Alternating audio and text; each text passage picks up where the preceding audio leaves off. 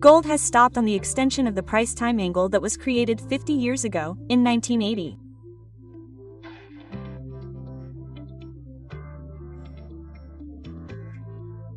This is the magic of Gann numbers, and in this video you will see, together with Paolo Nardovino, analyst, trader and trainer, the complete analysis of gold and silver, and you will discover why the highs reached in October could be a reference for the coming weeks.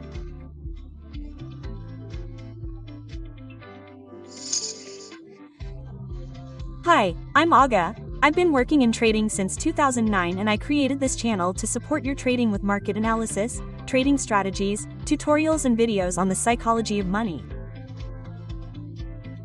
If these topics interest you, as always I invite you to subscribe to this channel. In the video you will also find a commentary on the macroeconomic situation, analysis of Intel, Apple, GDP, DAX, US Treasury, Bitcoin and the dollar. What differentiates the current context of the dollar compared to Trump's first term? In the description you will also find Paolo's social media references, the real ones. Beware of fake profiles, and his email where you can contact him for more information on Gann techniques and other analysis.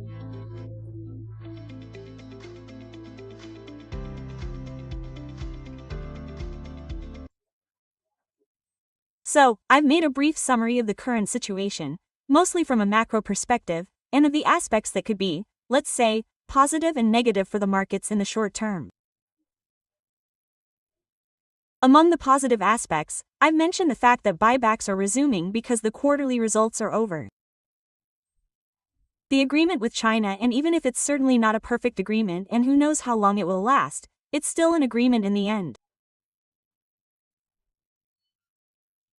The end of quantitative tightening, the Fed stopping selling securities. Powell confirmed it the day before yesterday, so he didn't say that he would resume purchases, but in the meantime the phase of the Fed's balance sheet tightening is ending, and this is usually positive, especially for equities.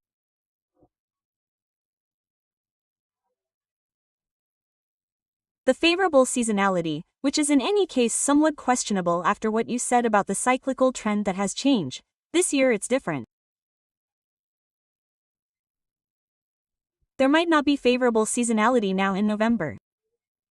Then the growth in earnings, economic growth, because GDP is growing, profits are growing. We have seen these are the positive aspects, negative aspects and doubts. The shutdown remains, the one you mentioned earlier, the December rate cut in doubt. And this was perhaps the biggest trigger during Powell's speech that made the markets a bit upset because they wanted another cut. The market's in December and the rates are rising. On the other hand, the rates are rising in Italy. We have seen the American 10-year, and that in any case probably because of the debt. You have also often spoken to us about this, that it is in fact still an unresolved issue.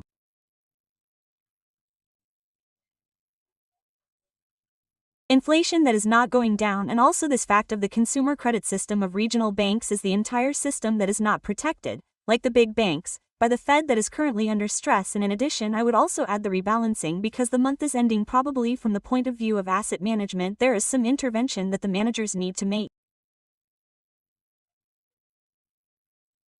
Yes, so, of these the last two are, in my opinion, inflation that is not going down and the consumer credit system of regional banks. Among the events you marked in red, these are the most important ones.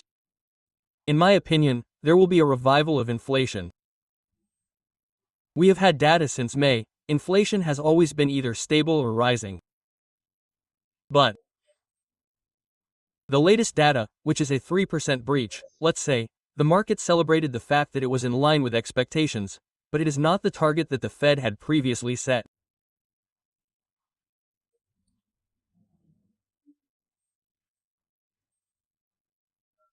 Now, we will probably enter a context in which inflation above 3% will be tolerated, even by the Fed, because Powell himself has shifted the focus to the labor market. With labor data that is starting to be slightly worrying, the Fed could push a little harder on the pedal to lower rates.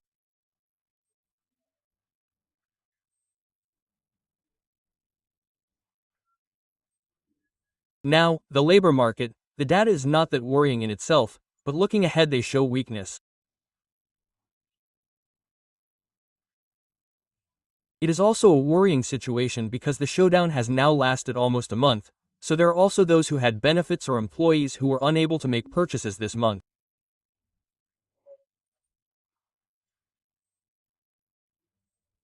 So probably the retail sales data will also be below the data compared to previous years, so this could be one of the triggers for the month of November.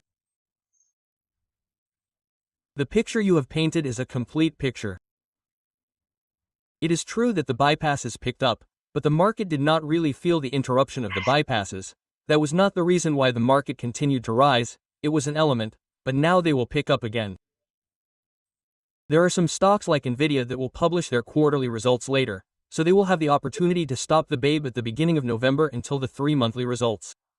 15 days, so perhaps even the Nvidia stock could be affected by this stop at the BBC. The others will naturally recover for the most part, and therefore it is an element that is still supporting the market. The seasonality remains favorable in general. We must focus on the medium term. The medium term of the year is favorable, but we could have phases of volatility. MMH. Like for example what you were saying before, starting next week. Yes, this week could be one of the indicated phases, that is, of the indicated periods, also because the month changes, so, as you were saying, there could be portfolio adjustments not only on the stock market but also on the bond market and the commodity market. This is the daily chart of gold. So, we had a strong bullish trend with an acceleration from August to October, and they reached a significant level. Now, for those who use Gann, that level they reached is a very important level. The fact that it did it on October 20th gives it further importance because it is one of the cyclical dates of the gold market. I show these things to the courses, to the students, they are really special dates. This was one of the dates that we had marked for gold for some time, so the fact that it did its best there, in my opinion, gives it an important value. But what I'm showing on the daily chart has made this rise. This is the main trend indicator, a full impulse almost retraced by half. Half was just below 3,873. It made 3,901 as a minimum.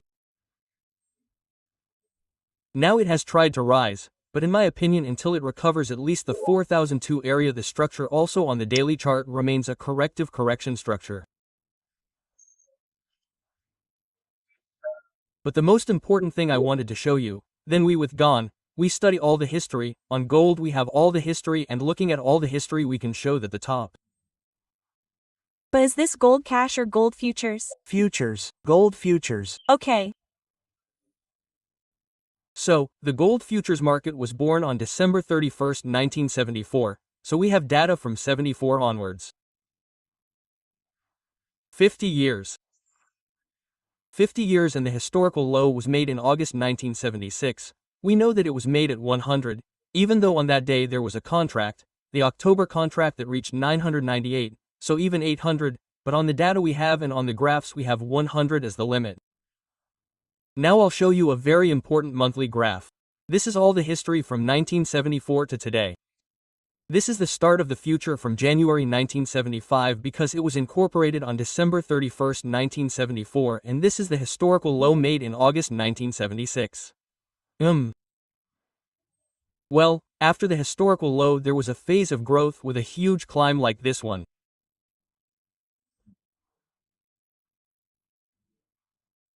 From a percentage metrics point of view, it is very similar because from 100 we reached a peak of 873, so the value of the IGO had been almost 9 years. Then a downward phase began that brought it to various situations on lower values until it reached new lows made in 99, in 2000. Here I have drawn some angles.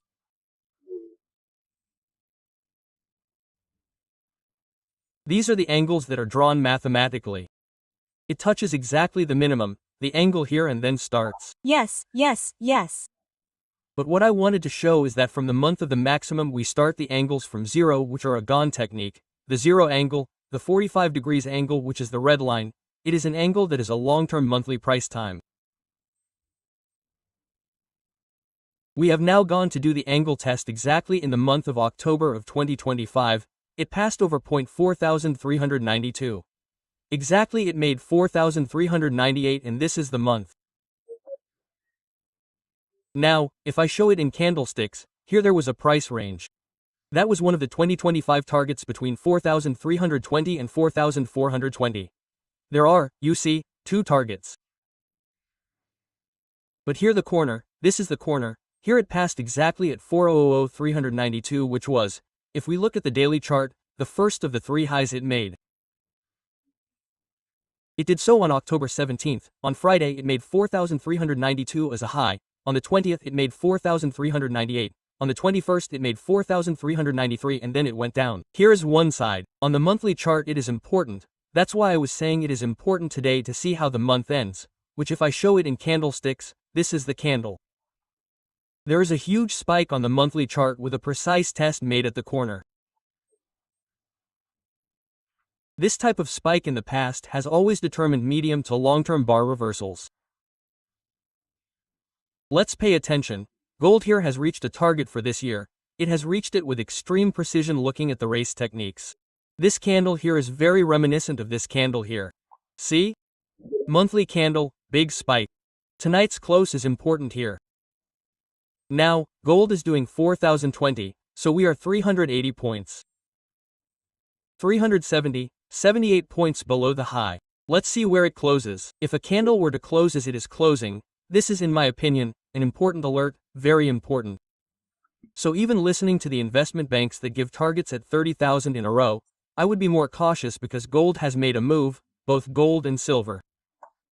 Both have reached targets that were expected. For silver, we had a target above 51, which was the old one, M did 54, 53 and 70, and it has retraced. Silver has fallen more than gold. Now the structure of silver is even better than theirs, it could even return towards the area of the boulders. On gold, I have my doubts because this figure, the fact that it was made on October 20th, which is one of the cyclical dates that we have marked for some time, that is, October 20th, 2025, is part of a set of dates, a very limited set of dates on which if the market makes highs or lows, we need to pay attention, and we pay attention. These are special dates that are calculated on October 20th, 2025. There are long-term cyclical methods. They correspond to events that have happened a few times to understand the last time it happened here. Other times it happened here at the top that it made before the collapse. There are various dates on which the market has inverted. This is a monthly chart. I repeat, to make inversions, we are talking about long-term inversions, so the top that it has reached, in my opinion, is a significant high and was one of the possible targets for 2025, so from now on I would think twice about going long happily. This is the daily chart. The top was the price time, it was exactly this. Look here, the high was 4,392. It did so on the first day of the three highs it made, and then it went down and made a significant correction because the correction was almost $500 worth of gold. So it could continue. What are you telling us? Well, what I expect is at least something like that, in the sense that it had a top in April, then it lasted at least 4 months without going above. So I don't see it immediately above here. It will probably test the 4100-4002 area in November. If it doesn't hold, it's a selling opportunity that will bring it down even to these heavier ones. Yes, so be cautious about gold. This is also true for silver. Now it could reach the 501 area again, but let's be careful because the signal given by them is, in my opinion, not a signal to be ignored because it is a signal on the monthly chart of the entire historical futures. Silver still has, in my opinion, room to get back above 50. It even did a sort of bullish head and shoulders pattern in the last few years, but from a relative value point of view it has risen less than them, even though it has had this strong bullish phase, but compared to them silver has held on to the values of previous historical highs. It has already made these values above 53 times, so gold has reached this point. Silver would have to go into triple digits to compensate for the rise in gold, it would still have it intrinsically between the two. I would prefer AR if I had to go long from these levels with a gun to my neck, I would go for silver. But I am not going at these prices, honestly. The targets have been reached and they were reached in October, so let's be careful. Okay, good. So what do you do? There are some stocks that continue to perform and that are also in phase. Let's see something. But Intel, we have seen Intel, even though on the monthly chart it touched exactly an angular crosshair, but we are still in possible bullish phases, so those who are in from the prices of Trumpia 2023. Yes, from when Trump bought. Yes, in. My opinion, can still be in the stock. This is one of the stocks that has probably started a new long-term cycle. Apple itself has not yet concluded because, I repeat, Apple has a target of 288 calculated with the aftermarket technique. Yesterday it had reached 283, then now I see that in the pre-market it opens at 276. Perhaps corrective phases can still be made on these stocks. These are stocks that have gone up a lot, but from a cyclical structure point of view they have not yet reached the important long-term targets. So on pure American stocks, therefore not on indices, futures, indices, we can still maintain a realistic attitude. As for indices and futures, there is a possibility of a corrective phase that should be exploited for a new rise, because cyclicality still leads to the possibility of new peaks in 2025 and 2026, with targets higher than those reached by the index. Even if we are in the short term in an overbought phase that probably requires a December, then by the end of December. Yes, let's say, there could be a correction in November and then in December or January, or to reach the peak of the highs. In my opinion, we should not dismantle the short-term holders yet. Then, of course, in addition to gold and silver, we must also consider, as you were saying, the bond market has recovered in recent days. After the Fed there was a recovery. This is the 10-year, we are once again above 4% and approaching below 4%. This is 390, I think. It did, yes. Yes, it hit a low, I think 3.93, 393.6, a double low. Now we are above 4 and 1 again. This is an indication that the market remains tense because above 4%, it is not a market that is calm with the prospect of further cuts. Although for the Fed cuts the best indicator is not the 10-year yield, but the 2-year yield, which is what we had. Let's say it is at 360, so it is somewhat stable at these values.